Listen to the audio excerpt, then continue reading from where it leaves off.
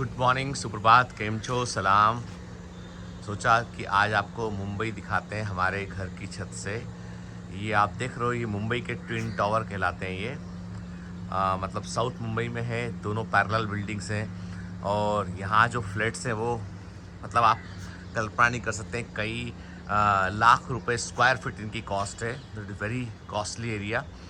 और ये हमारे पड़ोस में दूसरी बिल्डिंग्स दिखाई पड़ रही हैं। मतलब ये समझ लीजिए आपकी मुंबई के ये सपने हैं मुंबई के ये। मतलब यहाँ पर जो है वो एकदम जिसे हम कहते हैं कि हाई एंड जो रिच बिजनेसमैन हैं अधिकांश। आपको बता दूं मैं कि ये छोटे शहरों में जाएँ तो ये बहुत बड़े बंगले में रह सकते हैं, पर यहाँ पर फ्लैट्स अवेलेबल होते हैं। ठीक है, फिर आप सोचोगे सर ये क्या है? ये है एशियन पेंट वालों का बिल्डिंग है ये, इन लोगों ने बनाया हुआ है ये, जो रिसेंटली बन ही रहा है ये। और गवर्नमेंट कॉलोनीज़ जो है वो कितनी हाइट कम होती है, आप सामने देख रहे हैं टावर दिखाई पड़ रहा है आपको। ये टावर जो है वो हम लोगों की कॉलोनी से, ये मैं अपनी कॉलोनी की छत पर हूँ, मैं अपने ब्लॉक मतलब कॉलोनी में जो हमारा ब्लॉक है उसमें हो। तो ये देखेंगे आप, तो ये सरकारी फ्लैट्स हैं ये। हालत उनकी उतनी अच्छी नहीं है हालांकि ना, हमारे फ्लैट की हालत जो है वो कंपैरेटिवली काफ़ी बेहतर है हमारे टावर की। और ये सामने जो टावर है ये बहुत बड़े वाले टावर हैं एक्चुअली। और मतलब आप सोच लीजिए कि एक यदि फ्लैट इसमें लेना हो तो आपको कम से कम 16 से 20 करोड़ रुपए आपको खर्च करना पड़ेगा। 16 से 20 करोड़ रुपए सिर्फ एक फ्लैट के लिए। फ्लैट के साइज़ भी ठीक ठाक होंगे इसमें। ये देखिए उगता हुआ सूर्य दिखाई पड़ रहा है आपको, ये बिल्डिंगों के बीच रहा है सूर्य भी जो है वो बिल्डिंग के बीच से निकलता हुआ हमको दिखाई पड़ रहा है। ग्रीनरी देखिए आप, है ना, यहाँ पे इतना ग्रीनरी हमको जो है वो छोटे शहरों में भी देखने नहीं मिलता कई बार। ये पूरा बिल्डिंग्स है ना, ये बड़ी बड़ी बिल्डिंग्स हैं, लेकिन उनके बीच में जहाँ जिस फ्लोर पे मैं खड़ा हूँ वो भी जो है वो 7th फ्लोर है। ठीक है, उसके ऊपर तो आप देखें ये ग्रीनरी। मतलब मुंबई में बैलेंस है ना, जो जिसे कहते हैं हम कि आपका जो अर्बन लाइफ और प्लांटेशन, इसका बड़ा ध्यान रखा गया है। तो यहाँ पे काफ़ी आप देख सकते जंगल के साथ घने प्लांट्स लगे हुए हैं यहाँ पे। और वहीं पे दूसरा पक्ष आप देखोगे तो आपको जो है वो एकदम बड़ी सी कंक्रीट की बिल्डिंग भी दिखाई पड़ेगी। मतलब ये भी फ्लैटों का एक प्रकार से मान सकते हो जंगल है ये।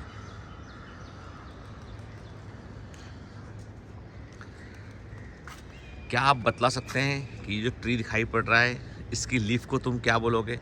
पिनेटली कंपाउंड लीफ है या पामेटली कंपाउंड लीफ है? क्या आप बतला सकते हैं? अब जिन्होंने मॉर्फोलॉजी पढ़ा है वो बिल्कुल बता पाएंगे इसके बारे में। और ये यहाँ के सबसे कॉमन जानवर है, एनिमल है। बहुत बड़ी संख्या में है क्रो यहाँ पर मुंबई के अंदर, बहुत बड़ी संख्या में है।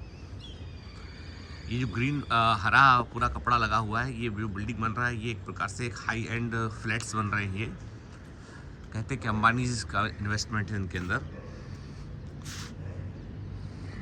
आप बोलोगे सर ये तो आपने दिखा दिया छत पे से, कुछ बताओगे नहीं हमें क्या? तो आज की हम आपको जो स्टोरी बताएंगे हम, उसके पहले आपको हम समुद्र दिखाते हैं। कि आप देखिए हमारे छत से जो है आपको ये दिखाई पड़ रहा है, जो ओपन पूरा दिखाई पड़ रहा है आपको। तो आप जिसको आसमान देख रहे हैं ना, इसको जूम करता हूँ थोड़ा सा मैं, इसको मैं थोड़ा सा जूम करता हूँ। देखिए ये बिल्डिंग के बाहर जो दिखाई पड़ा जमीन, वो समुद्र है पूरा। ये पूरा समुद्र है, आप देख सकते हैं। ये पूरा दूर तक पूरा समुद्र है। ठीक है,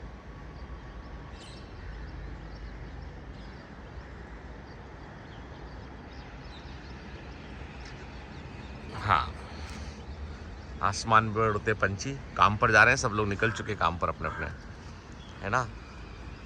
सूर्य भी निकल रहा है। तो आज मैं आपको जो स्टोरी बताऊंगा वो है पिकासो की स्टोरी। पिकासो का नाम सुना आपने? इस पिकासो जो है वो स्पेनिश पेंटर थे, और जिन्होंने उनका जन्म स्पेन में हुआ था, लेकिन उन्होंने अपने जीवन का बड़ा समय जो है इन्होंने जो है वो फ्रांस के अंदर गुजारा था। कहते हैं कि पिकासो जो है वो अपने समय के सबसे प्रसिद्ध पेंटर में से एक थे। आज भी सबसे प्रसिद्ध पेंटर हैं। मतलब उनकी पेंटिंग जो है वो करोड़ों रुपए में बिकती हैं। तो पिकासो के बारे में कहा जाता है कि इनकी जो पेंटिंग है वो बस मनुष्य के, जो इंसान के जो जो अंदर छिपी भावनाएं हैं उसको वो प्रतिबिंबित करती हैं, उसके बारे में बतलाती हैं। तो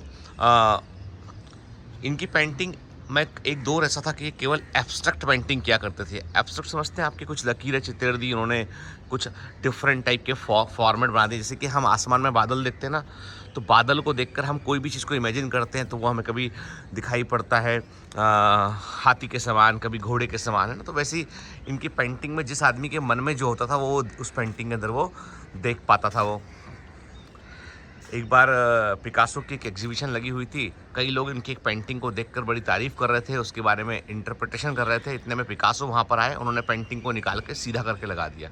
मतलब पेंटिंग उल्टी लगी हुई थी, किसी को मालूम ही नहीं चला। पिकासो ने उसको सीधा कर दिया और बोला कि ये सीधी पेंटिंग है। ठीक है। कहते हैं कि एक बार एक बड़े बिजनेसमैन थे, इनके पास आए, उनका एक बड़ा सा घर बना था। 2 पेंटिंग उनको पिकासो की चाहिए थी। पिकासो के पास वो फ्रांस गए लेने के लिए, तो पिकासो के पास उस समय 2 पेंटिंग थी नहीं, एक ही पेंटिंग थी। पिकासो ने बताया नहीं उनको, अंदर जाके उस पेंटिंग के 2 टुकड़े काट दिए, 2 हिस्सों में बांट दी पेंटिंग को और उसको उन्होंने प्रोवाइड कर दिया। सामने वाले को समझ में भी नहीं आया कि ये एक पेंटिंग को काट के 2 बना दिया गया। वो 2 पेंटिंग का दाम देकर चला आया। मतलब इस प्रकार का आर्ट था उनका। और कहते हैं कि यदि कोई पिकासो की पेंटिंग को एक नज़र में देखता है, बहुत तारीफ़ करता है, थोड़ी देर तक गौर से देखता है तो घबरा जाता है, कुछ घंटे देखता है तो उसको अजीब सी छटपटाहट होती है, और कोई यदि रात भर बैठकर पिकासो की पेंटिंग देख ले तो शायद सुबह पागल हो जाए, ऐसा कहा जाता है। अब कितना सच है ये नहीं मालूम है, लेकिन साइकोलॉजिस्ट कहते हैं कि ये आपके मन की विडंबना को बतलाता है कि आपका मन जो है वो किस प्रकार से चीज़ों को सोचता है। मतलब जो कुछ छिपा है हमारे अंदर छिपा है, हम उसी को बाहर देख रहे होते हैं। आज मैंने सोचा थोड़ा अलग तरीके से ब्लॉग बनाते हैं। आज मैं नहीं दिखता आपको, मैं आपको दिखाता हूँ कि मेरे आसपास की सराउंडिंग्स क्या है, आसपास मुझे क्या दिखाई पड़ता है। ये हमारे बिल्डिंग का छत वाला हिस्सा है ये। कभी कभी मॉर्निंग वॉक के लिए हम यहाँ पर आते हैं। जनरली रोज़ इसलिए नहीं आ पाते, आसमान में बहुत पक्षी होते हैं। आजकल यहाँ पर एक चील है, वो सिर पर हमला करता है लोगों के, है। शायद उसने कहीं आसपास घोंसला बना रखा है कहीं। और ये जो आप देख रहे हो पूरा कवर है, ये जो इसमें कई सारे, ये दिखाता हूँ जूम करके आपको मैं। ये जसलोक हॉस्पिटल है, ये जसलोक हॉस्पिटल है, यहाँ का सबसे बड़ा हॉस्पिटल में से एक है। यहाँ पर एक चर्च हुआ करता था जिसको जो है वो हटा दिया गया है अभी। शायद ये बिल्डिंग में का कहीं प्रॉपर्टी रहा होगा वो। खैर चलिए, मैं आपसे यही बात बोलूँगा कि जो है बेटा हमारे मन में है।